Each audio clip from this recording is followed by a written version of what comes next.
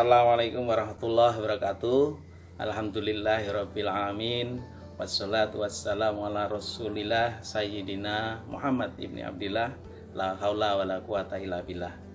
Rabbi shrahli sadri wa yassirli amri wahlul 'uqdatam min lisani yafqahu qawli. Amma ba'du. Marilah kita panjatkan puji syukur kehadirat Allah SWT yang telah memberikan nikmat sehat pada pagi hari ini, sehingga kita tetap bisa melaksanakan aktivitas puasa dengan baik. Sholawat dan salam senantiasa kita sampaikan kepada junjungan kita Nabi besar Muhammad SAW. Yang terhormat Bapak Ibu Guru semuanya, anak-anakku yang Bapak banggakan, yang Bapak cintai, pada hari ke-11 ini Amaliyah Ramadan sudah berlangsung. Pada hari ini kita akan membahas tema tentang hikmah puasa terhadap kesehatan tubuh. Perlu anak-anak ketahui bahwa puasa ini adalah ibadah yang luar biasa. Kenapa luar biasa? Karena ibadah puasa ini adalah ibadah yang satu-satunya yang menilai pahalanya adalah langsung dari Allah SWT. Ibadah ini memang orang lain tidak pernah tahu, yang tahu hanyalah Allah. Maka ibadah puasa ini sangat diperlukan. Satu adalah keikhlasan. Keikhlasan untuk mendapatkan keridhoannya. Yang kedua, kesabaran. Kesabaran untuk mendapatkan barokahnya. Nah, kedua hal ini kalau kita lakukan, tentunya hikmah puasa terhadap kesehatan tubuh akan tercipta. Baik anak-anakku, apa hikmah puasa terhadap kesehatan tubuh? Di antaranya yang pertama adalah kesehatan terhadap lambung kita. Anak-anakku pasti tahu bahwa banyak orang yang menderita gangguan lambung, misalnya adalah sakit mah atau gastritis. Tentunya ada kekhawatiran mau puasa apa enggak. Padahal penyakit lambung ini, mah ini seandainya mengikuti kegiatan rutin puasa, insya Allah akan bisa menyembuhkan, menambahkan sehatnya lambung kita. Karena apa?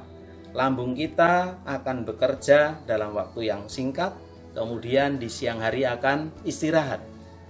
Nah, pada saat istirahat inilah lambung kita akan menurunkan cairan yang dikeluarkan, terutama cairan asam dalam lambung. Karena turunnya cairan dalam lambung, maka akan mengurangi penyakit yang ada pada lambung itu. Itu yang pertama. Yang kedua, bahwa puasa bisa meningkatkan kesehatan mental. Tidak kita sadari bahwa puasa di samping memberikan dampak terhadap rohani, ternyata terhadap mental pun juga bisa memberikan itu. Kenapa ini bisa terjadi?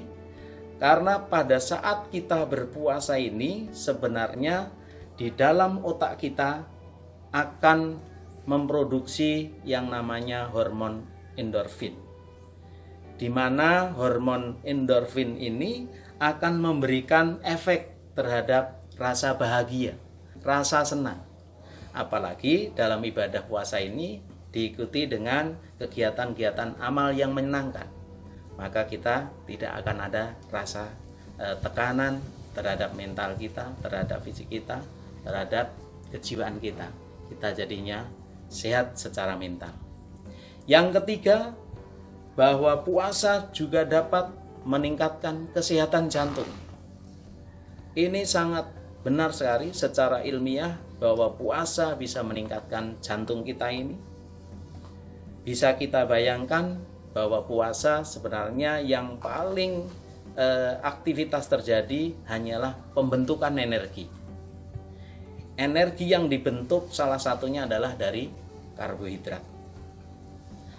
Seandainya karbohidrat itu sudah kekurangan dalam bentuk glukosanya, maka tubuh kita akan mengambil bahan lain untuk membentuk energi. Salah satunya adalah lemak. Nah, karena lemak ini banyak digunakan oleh tubuh, dirubah menjadi energi, sehingga tidak ada kumpulan atau gumpalan-gumpalan lemak yang akan berlebihan yang menempel di dalam pembuluh jantung kita. Mungkin akan berdampak kalau banyak gumpalan-gumpalan lemak yang menempel di jantung, di pembuluh jantung, akan menyebabkan penyakit kardiovaskuler. Tapi karena kita puasa, sehingga lemak-lemak itu akan dirubah menjadi energi. Itu yang ketiga.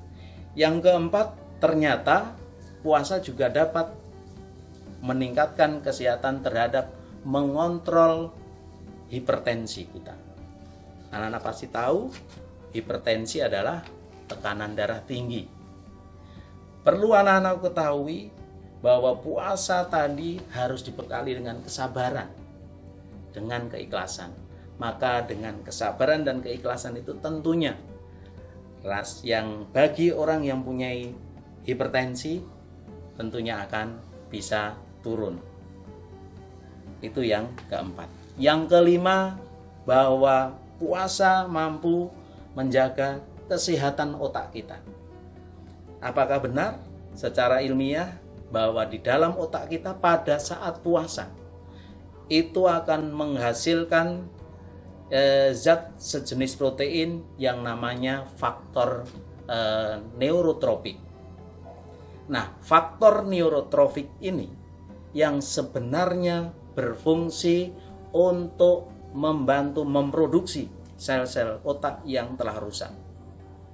Membantu memproduksi sel-sel yang baru, artinya pembentukan sel-sel yang baru untuk menggantikan sel-sel yang rusak. Maka dengan adanya faktor neurotropik ini, insya Allah kesehatan otak kita akan tidak menjadi otak yang cepat pikun. Yang keenam adalah bahwa puasa bisa meningkatkan kekebalan tubuh. Pada saat kita puasa, anak-anakku, yang perlu kita ketahui bahwa saat-saatnya kita banyak organ-organ yang beristirahat, maka salah satu dalam tubuh kita terjadi peningkatan, yaitu sel darah putih, khususnya limfosit. Limfosit terjadi peningkatan yang luar biasa. Mungkin anak-anakku ada yang tahu apa limfosit itu? Limfosit fungsinya adalah untuk meningkatkan kekebalan tubuh. Nah, maka ini adalah momen yang tepat bagi anak-anakku saat-saat menghadapi wabah pandemi COVID-19 ini. Dengan puasa inilah, insya Allah kekebalan tubuh kita semakin meningkat. Kekebalan tubuh terhadap serangan-serangan virus akan terus bisa dilenyapkan oleh limfosit yang ada dalam tubuh kita. Itu adalah yang keenam. Yang ketujuh, hikmah puasa terhadap kesehatan tubuh adalah mengatur kadar gula dalam darah. Kadar gula dalam darah ini harus stabil. Mungkin pada saat minggu-minggu pertama di bulan puasa terjadilah penurunan yang luar biasa. Tetapi di minggu berikutnya akan terjadi penstabilan kadar gula dalam darah ini. Kadar gula tidak boleh naik, tidak boleh turun, harus stabil.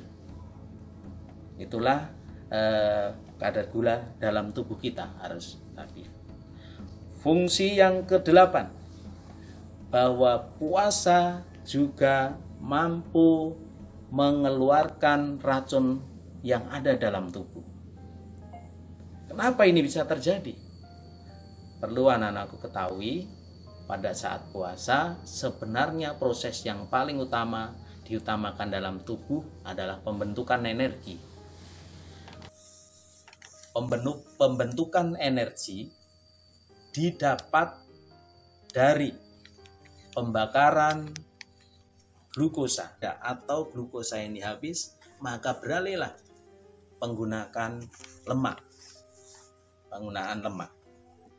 Nah, lemak ini pada saat dilakukan pembakaran untuk menghasilkan energi, maka lemak ini juga akan mengeluarkan racun-racun yang ada dalam tubuh kita. Sehingga racun yang ada dalam tubuh kita akan keluar bersama bisa urin dan juga bisa keringat kita. Nah, itu adalah yang ke-8 anak-anakku. Yang ke-9 ada lagi hikmah puasa bagi kesehatan tubuh adalah peremajaan fungsi dan kinerja sel-sel. Anak-anakku tahu pada saat puasa bahwa aktivitas seluruh organ ini banyak mengalami istirahat. Kegiatan-kegiatan berkurang.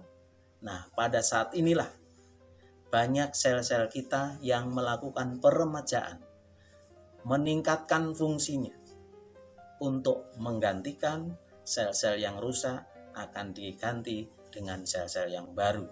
Sehingga nanti kalau sudah terbentuk sel yang baru, maka fungsi sel akan semakin meningkat juga. Itu adalah fungsi yang ke-9 anak. Fungsi yang terakhir yang ingin Pak Podo bahas, ini adalah saatnya yang tepat bahwa puasa merupakan momen yang tepat untuk yaitu mengurangi berat badan tubuh kita, untuk melangsingkan tubuh kita. Bagi anak-anakku tentunya ini adalah yang sangat diharapkan bagi yang mungkin terjadi obesitas, untuk mengurangi berat badan. Salah satunya bulan puasa ini adalah momen yang paling tepat untuk diet, untuk mengurangi berat badan tubuh kita. Nah, itulah fungsi-fungsi atau manfaat dari puasa yang kita lakukan pada bulan Ramadan ini. Tentunya dari 10 manfaat tadi, hikmah terhadap kesehatan tubuh kita bukan hal yang mudah anak-anak. Bagi anak-anakku tentunya adalah kalau kita melihat manfaatnya tadi sangat berat untuk dilakukan, karena kita sangat masih mengedepankan hawa nafsu kita, masih sering tergoda dengan banyaknya makanan yang ada di sekitar kita, sehingga kita kadang lalai, kadang lupa. Nah, mudah-mudahan anakku bisa memahami, bisa mengerti apa yang Pak Podo sampaikan. Mudah-mudahan bermanfaat apa yang saya sampaikan ini, bisa menjadi gambaran anak-anakku untuk selalu meningkatkan ibadah puasa agar kesehatan tubuh tetap terjamin.